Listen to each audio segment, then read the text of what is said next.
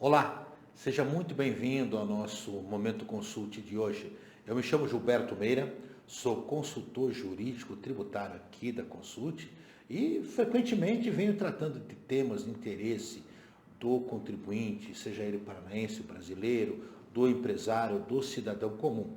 E um dos temas que tem sido useiro e vezeiro, né, para usar uma expressão popular aqui neste momento consulte, é a questão das transferências de mercadorias entre estabelecimentos da mesma empresa. Nós tratamos desse tema inúmeras vezes e toda vez que houve um passo adicional ao que se tinha, nós viemos aqui trazer as informações. Nós já tratamos desse tema originalmente lá no Momento Consult número 20, depois no 38, depois no 52, depois no 58 e mais recentemente no 60. E ali nós dissemos, olha, se houver novidades, nós voltaremos para trazê-las. Pois bem, nós tivemos novidades dentro da linha do que nós previmos e deixe-se claro, não há nenhuma genialidade na previsão, no vaticínio do que iria acontecer, porque apenas é a lógica jurídica do acontecer dos fatos. E era esperado que depois da derrubada do veto 48, né, e eu repeti todos esses momentos consulte, para que aquele que nos assiste queira ter uma noção de como chegamos a esse estágio de coisas, para que tenha uma noção exata da confusão que se instalou no Brasil desde a discussão da ADC 49, que previa a não incidência de ICMS nas transferências de mercadorias entre estabelecimentos de uma mesma empresa, matriz para filial, filial para matriz ou filial para filial, não é grupo econômico, tá? Bom, no último Momento Consult 60, nós tivemos aí a informação da derrubada do veto, né, no finalzinho do mês de maio aí, lá no âmbito do Congresso Nacional, que trazia o parágrafo 5º ao artigo 12 da Lei Complementar 87 de 96, e este parágrafo 5º originalmente estava inserido no contexto da Lei Complementar número 204. E comentamos no Momento Consult 60 que haveria dois passos novos aí, quase que imediatos a acontecer. Um deles já aconteceu, que é a publicação, né, do texto então vetado, o que equivale a dizer a sua reintrodução no ordenamento jurídico. E quando eu falo de, entre aspas, reintrodução, na realidade é uma introdução efetiva, porque ele não chegou a ser introduzido por conta do veto. Então nós não estamos falando aqui em retroatividade do parágrafo 5º sob a ótica da lei, muito embora, do ponto de vista jurídico, a opção da não incidência nas transferências sempre foi uma opção viável e em todos aqueles momentos consultos que nós citamos, vocês vão ter informações dessa natureza. O que é que quer dizer esta situação nova? No dia, recentemente agora, no dia 13 de junho de 2024, foi publicado o parágrafo 5º, né, do artigo 12 da Lei Complementar 87, na redação da Lei Complementar 204. E a assinatura leva a assinatura do presidente em exercício, o vice-presidente Geraldo Alckmin. Como é que funciona a derrubada de um veto?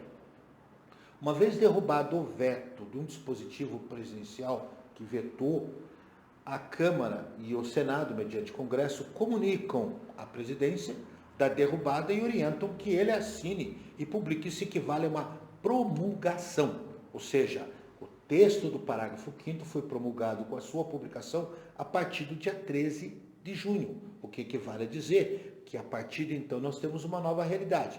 Se o presidente se negasse a assinar ou demorasse para assinar, o próprio presidente do Congresso, que é o Senado, né, o presidente do Senado, assinaria. Neste caso, o presidente em exercício, Geraldo Alckmin, acabou por assinar, reintroduzindo o parágrafo 5º lá no artigo 12 da Lei Candir.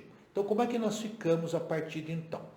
Primeiro, nós esperamos, e um próximo passo previsível, é que haja uma revisão, né, se não revogação, mas uma alteração muito drástica nas orientações decorrentes dos convênios 178 de 2023, 225 de 2023, este pouco conhecido por alguns, porque ele trata especificamente de substituição tributária, e o convênio 228 de 2023, que acabou sendo prorrogado a sua validade até junho, justamente na esteira da demora da derrubada do veto. O que é importante que você precisa saber? E a pergunta que não quer calar. Então, a partir de agora, eu posso transferir sem débito do imposto? Do ponto de vista jurídico, nós entendíamos que sim.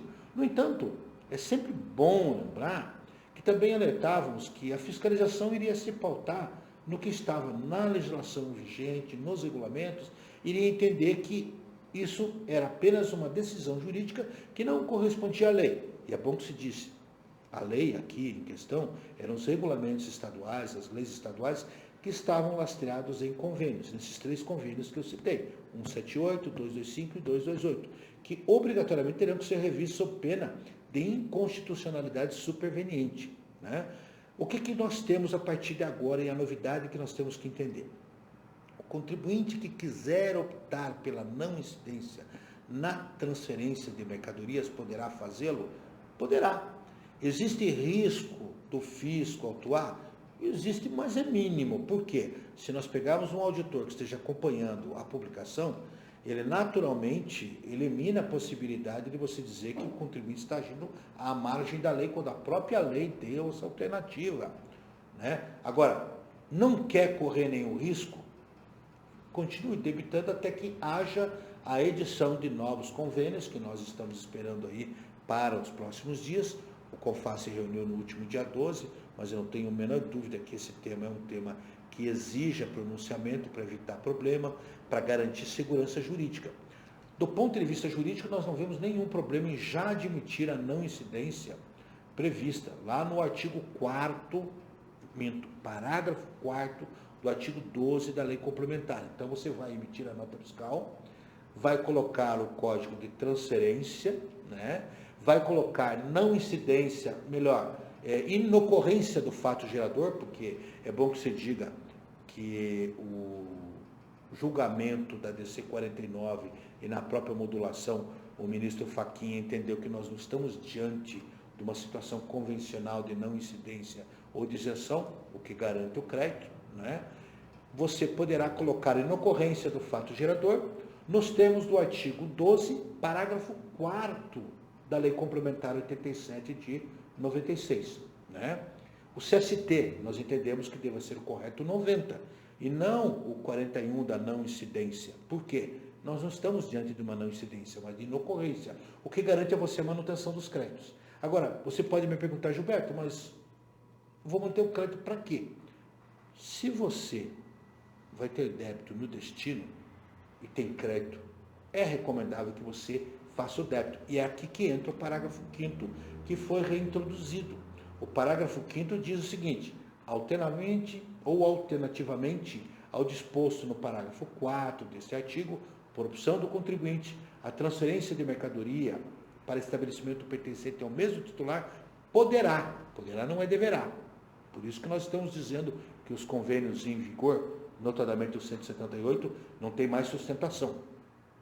Poderá ser equiparada a operação sujeita à ocorrência com o fato gerador do imposto, hipótese que serão observadas na operação interna a alíquota interna e na operação interestadual as alíquotas interestaduais.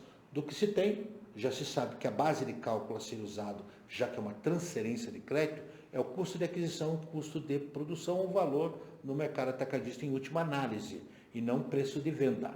Então, você pode fazer essa transferência lançando a débito, emitindo a nota no estabelecimento que emite e lançando a crédito no estabelecimento que recebe. Se houver algum problema, infelizmente, caberá mandado de segurança com base na lei. Então, se você faz parte daquele tipo de contribuinte que é extremamente conservador e espera que esteja no decreto, você pode debitar que você não estaria fazendo nada errado. O parágrafo 5º te dá essa alternativa. Agora, se você já tem um trabalho mais arraigado e não quer, evidentemente, ter esse ônus, você pode evitar esse débito. A única coisa que você tem que ter em mente é que lá no destino você vai ter, evidentemente, a cumulatividade do tributo na medida em que você não está transferindo.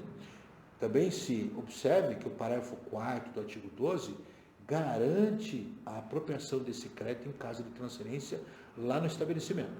Por enquanto, eram as novidades que nós tínhamos. Certamente nós voltaremos ao tema quando tivermos convênios tratando. Eu tomei o cuidado de olhar no dia de hoje, nós estamos gravando este Momento Consult no dia 18 de junho, né? Ainda não havia nada no site do Confas de novos convênios, mas nós os aguardamos aí para os próximos dias, quando então teremos novidade, e aí provavelmente iremos escrever alguma matéria e divulgar para aqueles que nos acompanham, tá bom? Fique atento, nos acompanhe, e quando nós pedimos para ficar atento e nos acompanhar, aqueles pedidos de ofício, de praxe,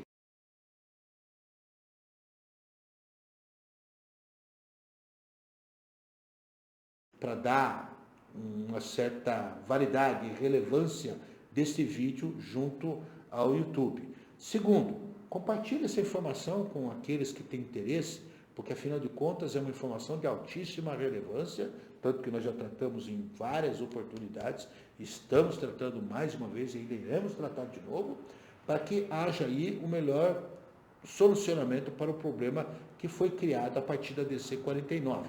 Também nós pedimos que você, em querendo, faça comentários acerca do material, comentários que podem ser feitos de duas formas.